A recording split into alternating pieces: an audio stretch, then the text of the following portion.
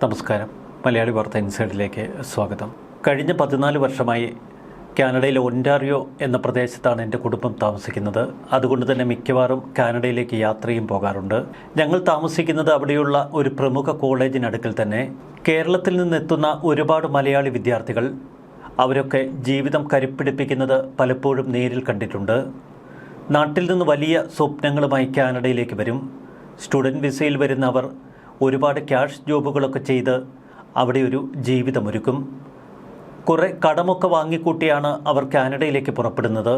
എന്നാൽ ആദ്യ വർഷങ്ങളിൽ തന്നെ കൂടുതൽ ജോലി ചെയ്ത് ആ പണവും കടവുമൊക്കെ അവർ വീട്ടാറുണ്ട്. എന്നാൽ അടുത്ത കാലത്തായി വിദ്യാർത്ഥികൾക്കിടയിൽ പറഞ്ഞു കേൾക്കുന്ന ഒട്ടനവധി പ്രശ്നങ്ങൾ. ഒരു ജോലി ലഭിക്കാനുള്ള ബുദ്ധിമുട്ട് തന്നെയാണ് മുഖ്യം. പലർക്കും ജോലി ലഭിക്കുന്നില്ല, മറ്റൊട്ടനവധി ബുദ്ധിമുട്ടുകൾ. ചിലർക്കൊക്കെ PR ലഭിക്കാൻ പോലും വലിയ കാലതാമസമെടുക്കുന്നു.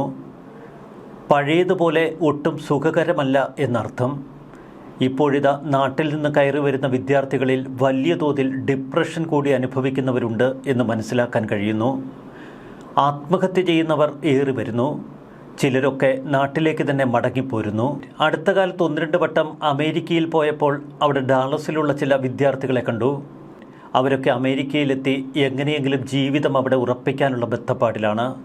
എന്നാൽ ഇപ്പോൾ പുറത്തു വരുന്ന റിപ്പോർട്ടുകൾ ഒരു കുടിയേറ്റ സ്വപ്നവുമായി വിദേശങ്ങളിലേക്ക് സ്റ്റുഡൻറ്റ് വിസയിൽ പോകുന്ന വിദ്യാർത്ഥികൾക്കുള്ള തിരിച്ചടികളുടേതാണ്. US സർവകലാശാലയിൽ ഇന്ത്യൻ വിദ്യാർത്ഥികളുടെ വരവിൽ ഇപ്പോൾ കുത്തനെ ഇടിവ് കാണുന്നു. ട്രംപ് ഭരണകൂടത്തിൻ്റെ ചില സമ്മർദ്ദങ്ങളുടെ ഫലമായാണ് ഇന്ത്യയിൽ നിന്ന് വിദേശത്തേക്ക് സ്റ്റുഡൻറ്റ് വിസയിൽ പോകുന്ന വിദ്യാർത്ഥികളുടെ എണ്ണത്തിൽ 70% കുറവ് സംഭവിച്ചിരിക്കുന്നത് എന്നീ മേഖലയിലെ വിദഗ്ധർ പറയുന്നു. വിസ അപ്പോയിൻമെൻറ്റ് സ്ലോട്ടുകൾ മരവിപ്പിക്കുക, വിസ നിരസിക്കൽ നിരക്കുകളിലെ പെട്ടെന്നുള്ള വർധനവ്. സാധാരണയായി ഈ സമയമാകുമ്പോഴേക്കും മിക്ക വിദ്യാർത്ഥികളും അവരുടെ വിസാഭിമുഖങ്ങൾ പൂർത്തിയാക്കി പറക്കാൻ തയ്യാറെടുത്ത് കഴിയും. എന്നാൽ ഈ കാലഘട്ടത്തിൽ ഒരു വിസ സ്ലോട്ട് പോലും ലഭിക്കാതെ കറങ്ങി നിൽക്കുകയാണ് പല വിദ്യാർത്ഥികളും. വിസ സ്ലോട്ടുകൾ ഘട്ടം ഘട്ടമായി അനുവദിക്കുമെന്ന് US അധികൃതർ നേരത്തെ വാഗ്ദാനം ചെയ്തിരുന്നു. എന്നാൽ സ്ലോട്ടുകൾ ബുക്ക് ചെയ്യാൻ ശ്രമിക്കുന്ന വിദ്യാർത്ഥികൾക്ക് സ്ഥിരീകരണം പോലും ലഭിക്കുന്നില്ല. അമേരിക്കയിലേക്കുള്ള വിസ നടപടികൾ ഏറെ ദുഷ്കരമായതോടെ ഈ വിദ്യാർത്ഥികൾ തങ്ങളുടെ ഉന്നത വിദ്യാഭ്യാസത്തിനായി മറ്റ് രാജ്യങ്ങൾ പര്യവേഷണം ചെയ്യുന്നു. പല വിദ്യാർത്ഥികളും പറയുന്നത് ഈ ഘട്ടത്തിൽ അനിശ്ചിതമായി കാത്തിരിക്കാൻ പറ്റില്ലല്ലോ. 1 വർഷം നഷ്ടപ്പെടുക എന്നത് അക്കാദമിക് ജീവിതത്തിൽ വലിയ നഷ്ടമാണ്. വിദേശ പഠനം സ്വപ്നം കാണുക, പ്രത്യേകിച്ച് അമേരിക്കയിൽ പോയി പഠിച്ച് അവിടെ ഒരു സ്ഥിരതാമസം ഉറപ്പിക്കുകയൊക്കെയാണ് മിക്ക വിദ്യാർത്ഥികളുടെയും ലക്ഷ്യം. മാർച്ച് മാസത്തിൽ തന്നെ അപേക്ഷ സമർപ്പിച്ച് അഭിമുഖം നേടിയ നിരവധി വിദ്യാർത്ഥികളുണ്ട്. പക്ഷേ അസാധാരണമായ വിധത്തിൽ ഇപ്പോൾ വിസ നിരസിക്കൽ നിരക്ക് കൂടുന്നുവെന്നാണ് അവർ പറയുന്നത്. US ഇമിഗ്രേഷൻ ആൻഡ് നാഷണാലിറ്റി ആക്ടിലെ സെക്ഷൻ 214B വിസ നിഷേധിക്കുന്നതിനുള്ള ഒരു സാധാരണ കാരണമാണ്. അമേരിക്കൻ സന്ദർശനത്തിന് ശേഷം വീട്ടിലേക്ക് മടങ്ങുമെന്ന് തെളിയിക്കാൻ അപേക്ഷകൻ സ്വന്തം രാജ്യവുമായി ബന്ധപ്പെടുത്തുന്ന മതിയായ തെളിവുകൾ ഹാജരാക്കണം. ഈ ഒരൊറ്റ കാരണം കൊണ്ട് പലരുടെയും വിസ നിരസിക്കാൻ കഴിയും. അമേരിക്കയോ ഞങ്ങളുടെ താൽപ്പര്യങ്ങളെയോ ദോഷകരമായി ബാധിക്കാൻ ഞങ്ങൾ ഉദ്ദേശിക്കുന്നില്ല എന്ന് അധികൃതർ പറയുന്നു. അതുകൊണ്ട് തന്നെ വിസ അപേക്ഷകരെ പൂർണ്ണമായി പരിശോധിക്കാനുള്ള ശ്രമങ്ങൾ തുടരുകയാണ്.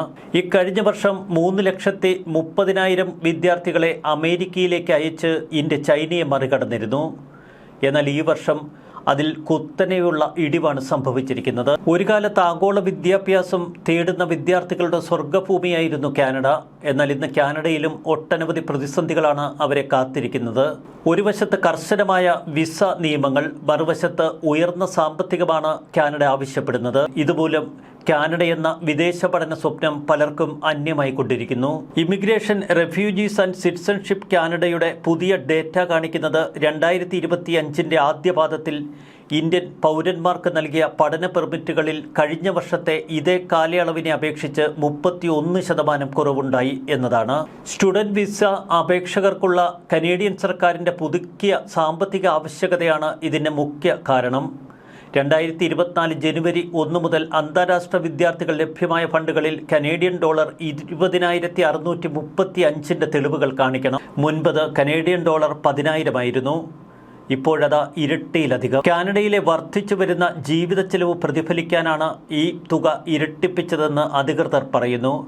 പക്ഷേ ഇടത്തരം വരുമാന പശ്ചാത്തലത്തിലുള്ള വിദ്യാർത്ഥികൾക്ക് സാമ്പത്തികം വലിയ പ്രതിസന്ധി തന്നെ.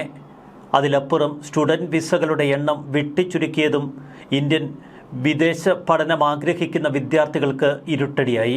ഇപ്പോഴിതാ സൂക്ഷ്മ പരിശോധന കർശനമാക്കിയിരിക്കുന്നു. ഒരു വിദ്യാർത്ഥി പെർമിറ്റ് കാലാവധി കഴിഞ്ഞും രാജ്യത്ത് തങ്ങുമെന്ന് സംശയിക്കുന്ന പക്ഷം പ്രവേശനം നിഷേധിക്കാനോ വിസ റദ്ദാക്കാനോ ഇമിഗ്രേഷൻ ഉദ്യോഗസ്ഥർക്ക് ഇപ്പോൾ കൂടുതൽ അധികാരം കൈമാറിയിരിക്കുന്നു. അംഗീകൃത വിസകളും യൂണിവേഴ്സിറ്റി പ്രവേശനവുമുള്ള വിദ്യാർത്ഥികൾക്ക് പോലും ഇത് അനിശ്ചിതത്വം സൃഷ്ടിച്ചിട്ടുണ്ട്.